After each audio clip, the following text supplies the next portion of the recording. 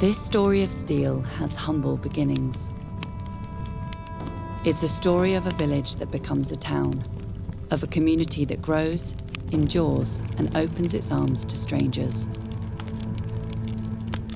It's the story of industry, war, prosperity, and hardships. It's the story of Corby.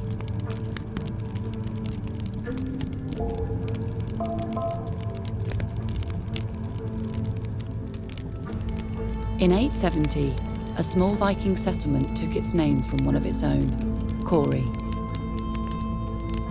The name's Viking origins, so they talk about a Viking leader called Corby. So over time it's gone from Corby to Corby to Corby. Very little is known about this settlement, but Corby's By was in a good location.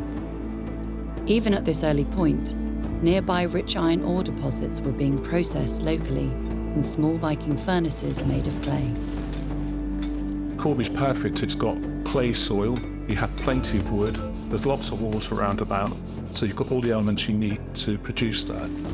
This is the start of something important. Something that will eventually shape the future of the village and all who live here for generations to come. Over the next 1,000 years, this small settlement becomes slightly bigger, but very little really changes. The people worked the land, grew crops, held fairs, and continued living their lives. This quiet, unassuming village was like many others, idyllic and down to earth, all while quietly resting atop an extensive bed of ironstone.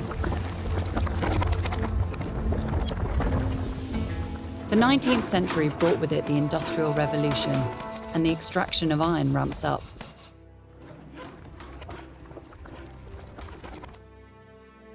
This seemingly endless resource just below the surface is in greater and greater demand with every passing year. Corby starts to gain a reputation for iron production, but its output is still small and village life continues. And I think the thing that sort of catapulted probably Corby was the First World War. That would have made a difference. World War I changes everything, and what Corby has to offer is in greater demand than ever before. In the 1930s, Corby's ironstone deposits were surveyed and found to be larger than anyone imagined. A decade later, with the Second World War looming, a pair of businessmen set their sights on a lucrative business opportunity. Lloyd's is a Quaker family that originated from Birmingham. Stewart's was the biggest tube makers in the Lanarkshire and sort of Motherwell region of Scotland. They decided that joining together and forming pretty much a monopoly would be the best way. They choose the small town of Corby and get to work. Stewart's and Lloyd's employed Brassett's company from Chicago to say, tell us where. Took them 2 years, and they eventually come back and said, Corby will be the best. The distribution from Corby will be much simpler because it's in the middle of the country. In November 32, they announced to the country, as it were, and to all the shareholders that they were going to build this place here in Corby. And they started work in January. The transformation of Corby had begun. Within 2 years, 2 blast furnaces were already online. First steel was produced in late 34.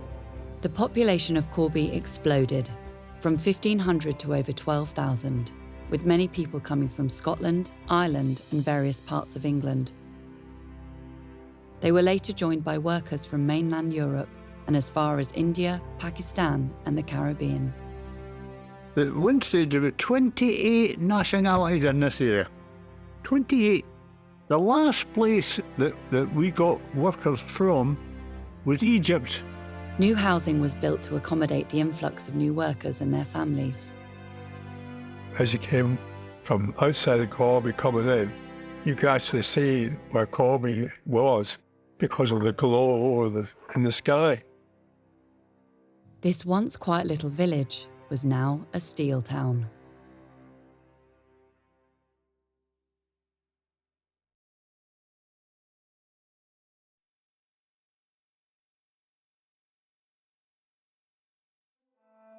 Stewarts and Lloyds, the company that turned a small village into one of the largest combined steelworks in all of Europe. The site expanded rapidly, and for the next 50 years, Corby was at the forefront of steel production in the world. The unique thing about Corby was it was a complete process. Most steelworks do one item or two iron ore from the ground, it crushed it, from the iron ore into steel, then from the steel into the tubes, and then so it did absolutely everything from start to finish. The first step? Getting to the ironstone. Huge dragline excavators were used to strip away the top layer of soil to expose the iron ore below.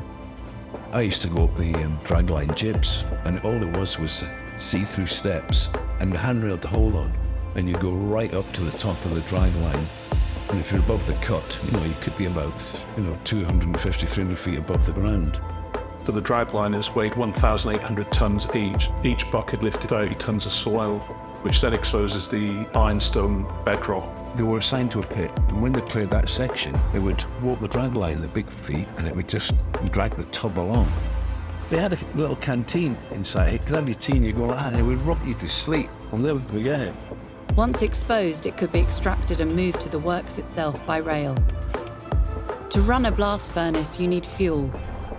Coal from the surrounding mines made its way to Corby for baking into coke, in its many coke ovens.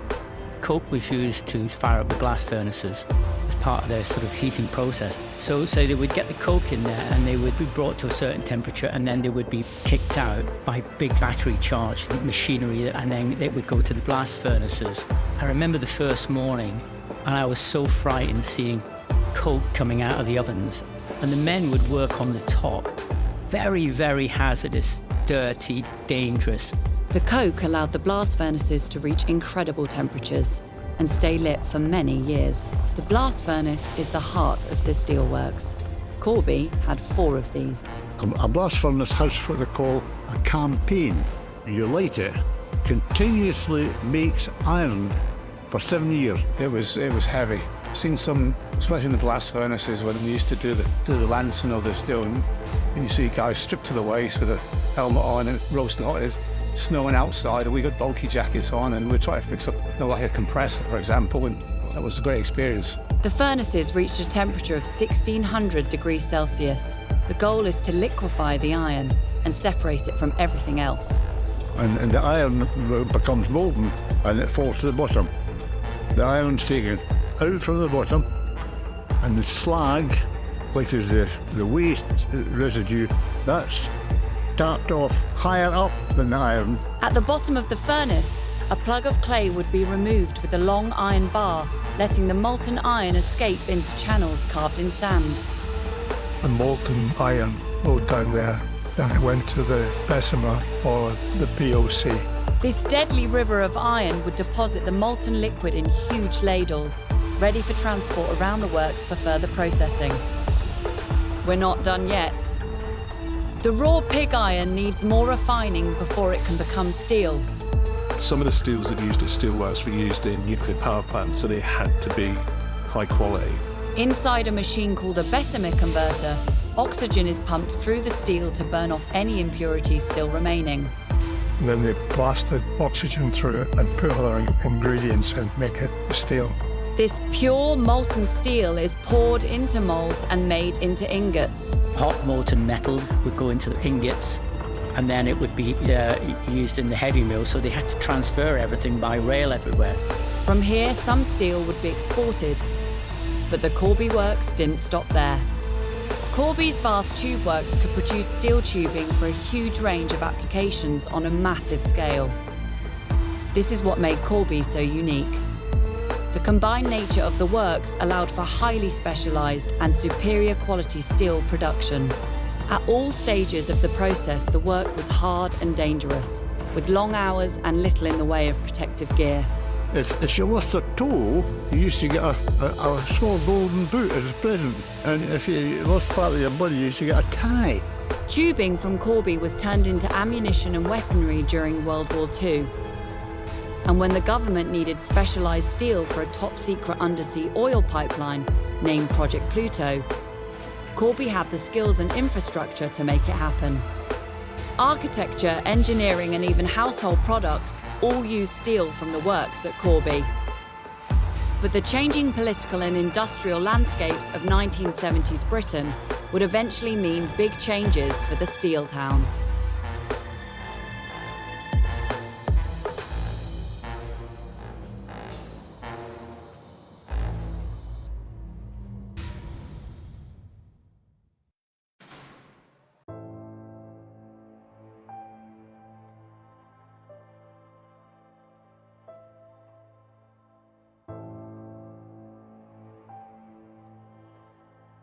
In 1979, the closure of the Corby steelworks was announced.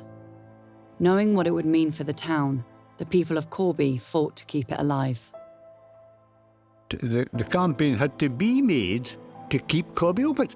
So we campaigned within the unions, within the Labour Party and the TUC to have a campaign in Corby, second to none. The town knew what the closure would mean to everyone who lived there, not just those who worked in steel production. Through strikes and protests, they fought hard because the people knew what was at stake. On November the 1st, 1979, we had a march in Corby. 10,000 people turned out onto the streets on that particular day to join in with the trade unions and political leaders who marched through Corby to protest about the closure of the steel industry here. To many, this wasn't just the loss of an industry, it was the end of a community. We went on strike in January for 3 months, and my first day back was April the 1st, the day that they gave me my redundancy notice. The steelworks wasn't just there to make iron and steel and roll it. There was all sorts of things happened because the steelworks were there. For example, people got together socially and they created things like cricket clubs, like pipe bands, all sorts of things like that. It also helped when you got into trouble. And so we lost all of that when the steelworks closed. There was no preparation for the people. You know, what do you do with all of these people?